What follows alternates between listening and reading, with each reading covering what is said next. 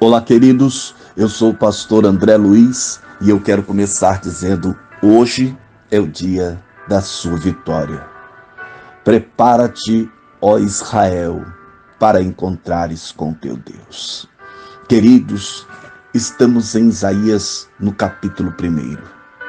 E como eu prometi aos queridos irmãos ainda ontem, onde nós estávamos aqui apenas na introdução, eu tenho certeza de que Deus vai falar muito conosco no livro do profeta Isaías. Então eu quero te convidar a ficar comigo até o final, a dar o teu like e a compartilhar esta mensagem para que ela possa chegar a mais pessoas. E olha, se você ainda não é inscrito, inscreva-se neste canal, ative o sininho para que você seja participante dessa bênção e você será notificado a cada manhã quando colocarmos aqui uma nova mensagem.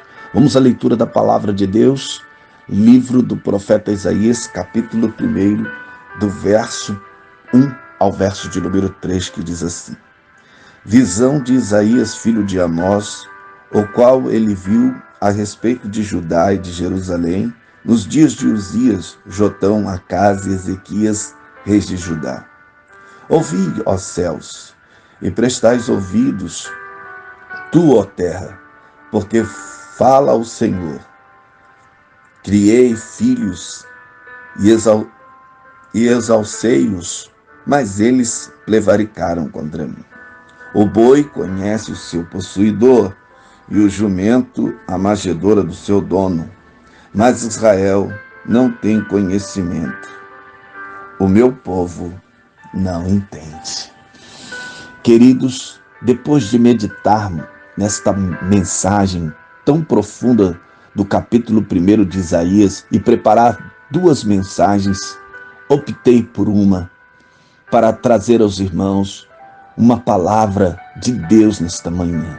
Que o Espírito Santo nos ajude e nos constranja a vivermos o verdadeiro Evangelho e estarmos no centro da vontade de Deus. Queridos, a visão do profeta Isaías neste capítulo tem por alvo o povo de Judá e a cidade de Jerusalém antes do exílio babilônico. O termo visão ou profecia refere-se a uma revelação ou uma comunicação de uma mensagem divina aos homens. Como as visões foram concedidas por Deus a Isaías, temos o próprio nome do profeta no título do livro. O termo traduzido por visão era utilizado para fazer referência ao profeta como vidente. Aqui, no reinado de Uzias, Jotão, Acás e Ezequias, que foram os 4 reis que governaram sobre Judá e Jerusalém antes do exílio babilônico, a rebeldia dos filhos de Israel é descrita aqui. Veja, ouvi os céus e dai ouvidos tu, ó terra, porque o Senhor tem falado. Criei filhos e engrandeci-os, mas eles se rebelaram contra mim. Aparentemente, o verso dá a entender que Deus está dando publicidade à sua mensagem, porém, não é este o único objetivo da ordem de convocar os céus e terra por testemunho. Ouvi os céus e dai ouvido tu, ó terra. Esta introdução na profecia era para remeter o povo de Israel à lei dada por Moisés, lembrando o que estava previsto, pois Deus havia falado ao seu povo que estava previsto a destruição do povo caso não se convertesse a Deus. Veja o que diz aqui o verso de número 26 de Deuteronômio 4. Ele diz: hoje tomo por testemunha contra vós os céus e a terra, que certamente logo perecereis da terra, a qual passais o Jordão para possuí-lo. Não prolongarei os vossos dias nela, antes sereis de todo destruídos. Ao convocar os céus e a terra por testemunha, Deus está demonstrando que o seu protesto tinha um público-alvo específico. Preste atenção agora, querido. Redobre a tua atenção. Que povo é esse? O povo que fez um concerto com Deus e se comprometeu em cumprir as palavras de Deus. Qualquer semelhança com os nossos dias odiernos é mera coincidência. Meus queridos, esta mensagem muito me comoveu e fez o meu espírito se compungir dentro de mim, porque vivemos um tempo semelhante aos dias de Isaías. Além de Deus ter invocado os céus e a terra por testemunha, Deus lhe informou das pragas e moléstias que seriam acometidos por não obedecerem a Deus, conforme o registrado em Deuteronômio 28, queridos, tão famoso esse capítulo, no versos de número 15 e também 68.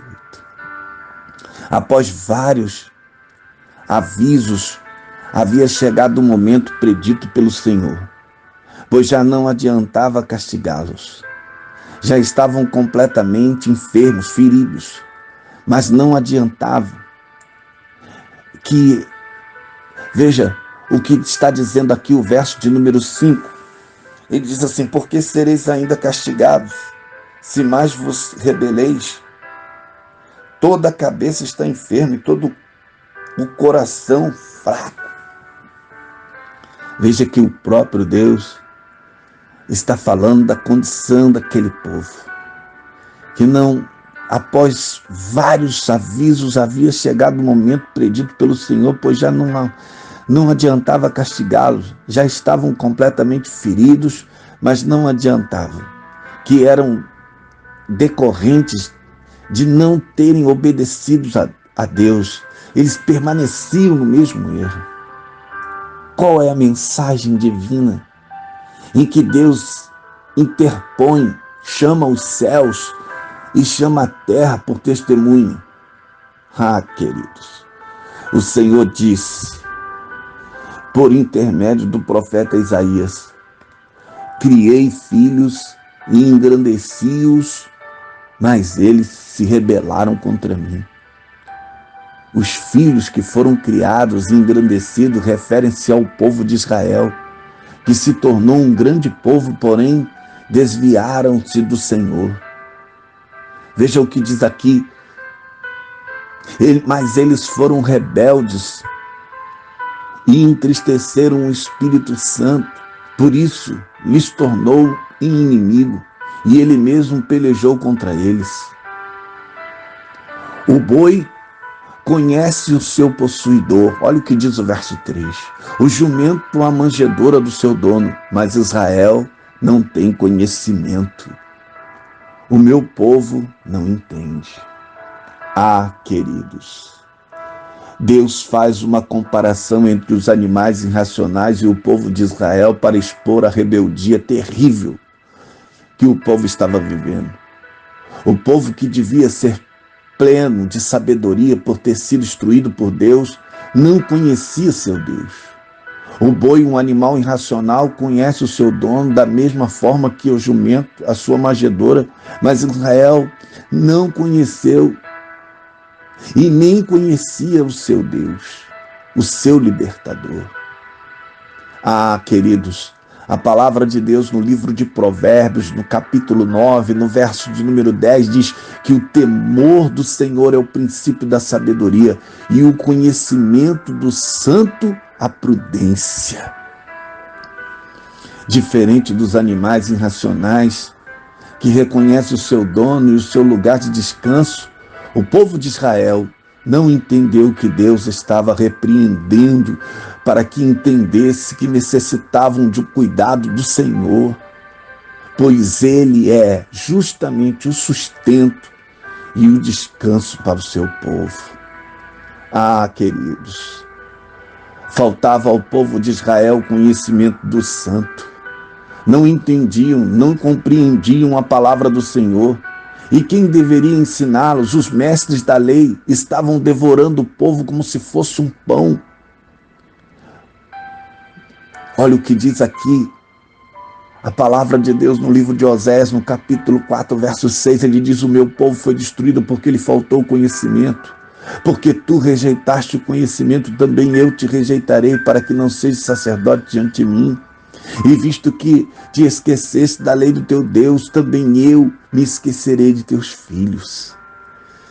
Oh, queridos, que Deus nos guarde de nos tornarmos pessoas assim, sem entendermos e sem discernirmos o nosso tempo.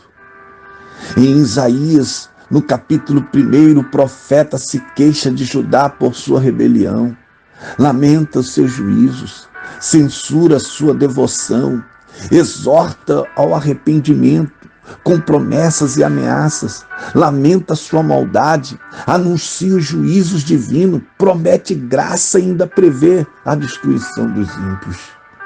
Tudo isso está neste capítulo. No reinado de Uzias, o reinado do rei Uzias está chegando ao fim, e Jotão, seu filho, estava cuidando de muitas tarefas do Estado, quando Isaías foi chamado para essa missão profética. Que tempo difícil! Os tempos em que Isaías devia trabalhar estavam repletos de perigos para o povo de Deus. O profeta devia testemunhar a invasão de Judá pelos exércitos combinados do norte de Israel e da Síria, e outras invasões e destruição que viriam sobre o seu povo, e que iriam para o cativeiro e seriam dispersos entre as nações estrangeiras. A depravação do povo chegou a um ponto que tudo que eles faziam para Deus era só formalismo, superficialidade. Deus não se agradava de nada disso, tanto que chegou ao ponto de falar que tudo isso o aborrecia. Judá ainda tinha a aparência de uma nação religiosa, embora ainda manifestasse as formas externas da religião. O professo povo de Deus tinha esquecido o que o Senhor realmente queria deles. Estavam dispostos a oferecer sacrifícios, mas não a dar o coração ao Senhor. Não havia sinceridade nem devoção profunda naquilo que faziam. Isaías se esforçou para despertar o povo e fazer com que percebessem a tolice dos seus caminhos. Tudo isso era uma abominação para Deus. Este tempo nunca se pareceu tanto com esta geração. Ah, queridos, são capazes de manter os ritos e os cultos com os seus preceitos, mas muitos estão longe do novo nascimento. Que Deus nos ajude, queridos, a ser um remanescente fiel no meio desta geração. Não vamos nos enganar. Deus está buscando um remanescente fiel no meio de uma geração que se esqueceu do que verdadeiramente o Senhor Jesus nos ensinou e que nos ensina a sua palavra. Ore comigo nesta manhã, querido Deus e Pai. Senhor, que a tua palavra produza em nós arrependimento. Que não sejamos, ó Deus, reprovados como aquela geração que foi levada para o cativeiro, que foi entregue ao juízo e à destruição por causa, ó Senhor, de sua maldade, de sua malícia. Porque, ó Deus, Senhor, mesmo tendo conhecimento de Deus, não se importaram de conhecer a Deus, rejeitaram os seus mandamentos, se afastaram do verdadeiro culto. Meu Deus, se tornaram apenas, ó Deus, formalistas, cumprindo o rito, mas não havia sentimento nem realidade no culto em que prestavam. Meu Deus, guarda-nos neste tempo, Senhor, de sermos esta geração que não conhecem a Ti, que não, ó Deus, vive a verdadeira vontade do Senhor. Por isso eu te oro, para que venha a nós o Teu reino e seja feita a Tua vontade. Senhor, lapida-nos, ensina-nos por Tua palavra, para que pregando a mesma, não fiquemos por ela rejeitados. Que o Senhor nos perdoe nesta manhã e que venha sobre nós um espírito de súplica e de quebrantamento e que sejamos salvos neste tempo, Senhor. Esta é a oração do teu servo, em nome de Jesus. Amém. Queridos, o áudio ficou um pouco grande hoje, mas eu vou ficando por aqui, dizendo a você que Deus te abençoe ao ouvir esta palavra. E eu quero terminar dizendo: Deus abençoe a tua casa, Deus abençoe a tua família, Deus abençoe a tua vida, em nome de Jesus.